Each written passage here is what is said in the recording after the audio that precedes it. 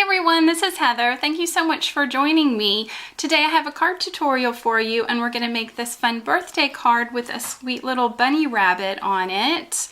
And she's got some balloons and she's floating up into the sky and it says, "Somebunny wishes you a happy birthday." So I really like using spring and Easter type stamps to make birthday cards for anyone that might have a birthday around that time. They don't have to just be for Easter. You can definitely turn them into cards for other occasions. So today I'm going to be using this adorable stamp set from My Favorite Things. This is called Somebunny. It has been out for a little while, but it's still available, and it is one of my favorite spring sets. I use it a lot.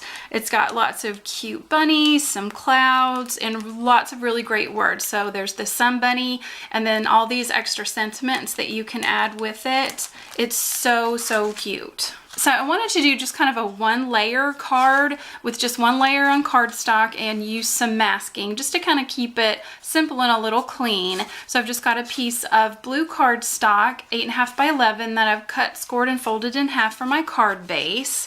And then for the area that I'm stamping on, I've just taken a 110-pound white cardstock and I've taken a stitched rectangle die and I have die cut that out.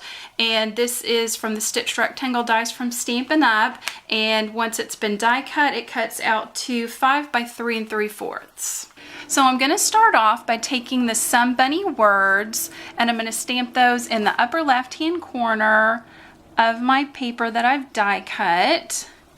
And that is with Pool Party ink from Stampin' Up. And now using Highland Heather, also from Stampin' Up, I'm going to stamp the "Wishes You a Happy Birthday" in the lower left-hand corner.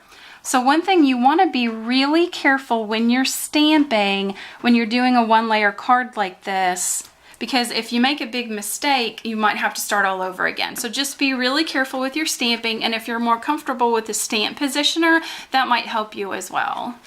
So next, using some Memento black ink, I'm going to stamp my bunny onto my panel, and I want her at just a little bit of an angle, kind of towards the lower right section of my panel.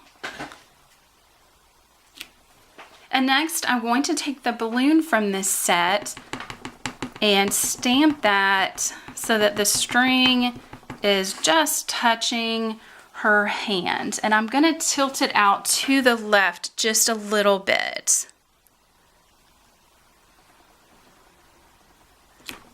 Next, I want to mask off the balloon, so I'm using a small piece of Masking Magic masking paper. Using StazOn black ink, I'm going to stamp my balloon out twice on my masking paper.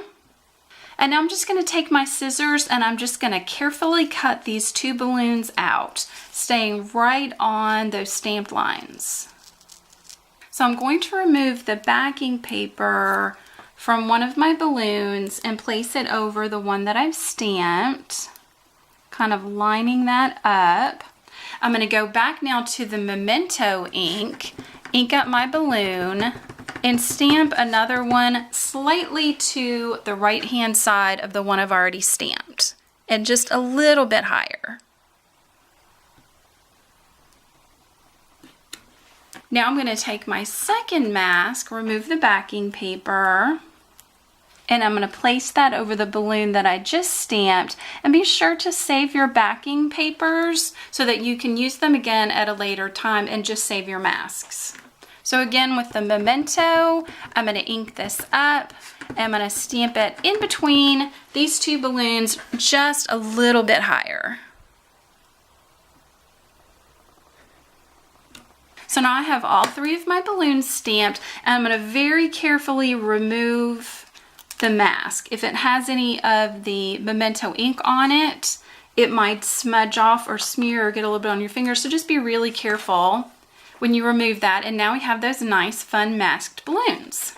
So that last balloon I stamped, the string is just a little short, so I'm just going to take a black marker. This is just a Le Pen, and I find that the width of this marker is just about the right width of a stamped image. So I'm just going to kind of bring those tails down just a little bit so it looks like she's holding all the balloon strings.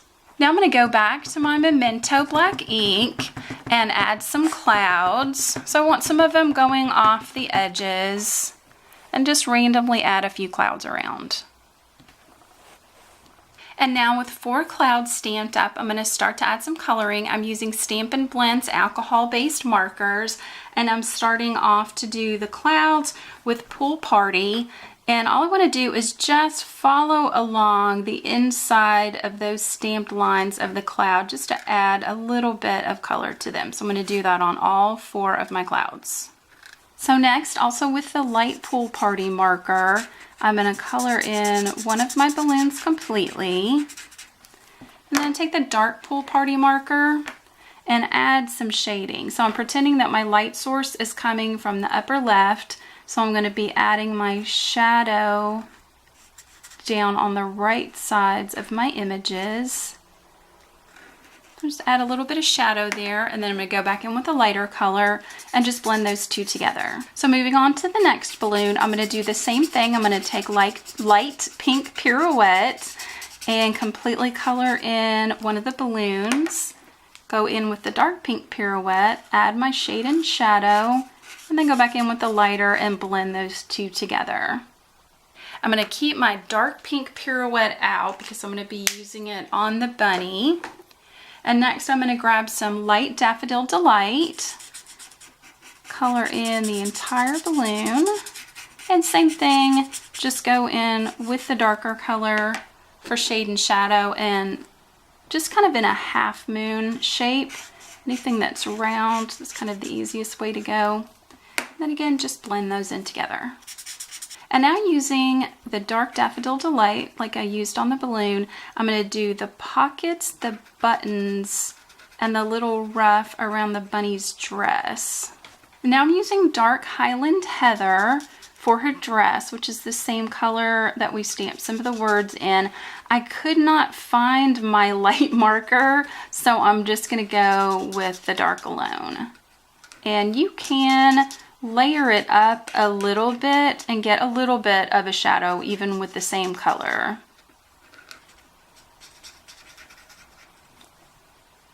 So I'm just kind of going over that again, heavier in some areas with that same color, and it still gives you a bit of shading and shadowing.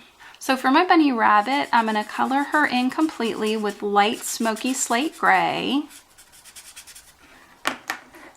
And same thing that we did with everything else, just going to add some shading and shadowing with that dark smoky slate gray.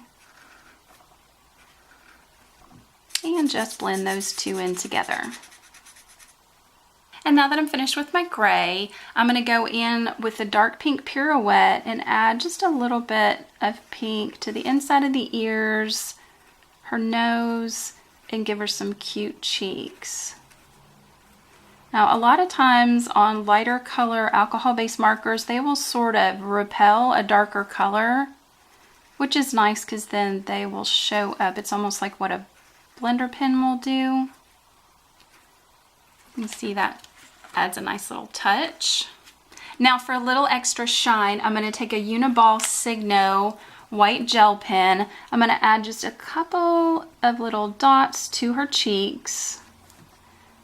And then some sort of shine lines, I'm not really sure what you would call it, on the balloons, just to give them that extra little pop.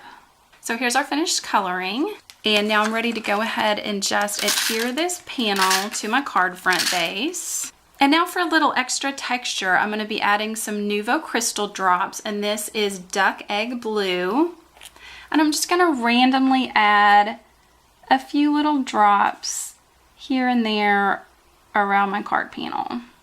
The nice thing about these drops is they keep that nice domed shape when they dry.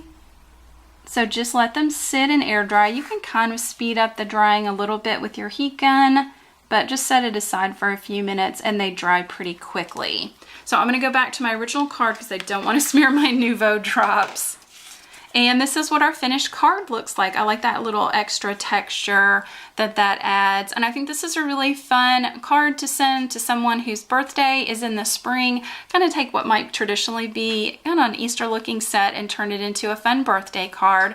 I really hope you enjoyed this tutorial. Please check out my channel. I have lots of other card tutorials and product reviews, and please subscribe as well. I would really appreciate it. And I hope you have a really wonderful spring. This is Heather. Bye.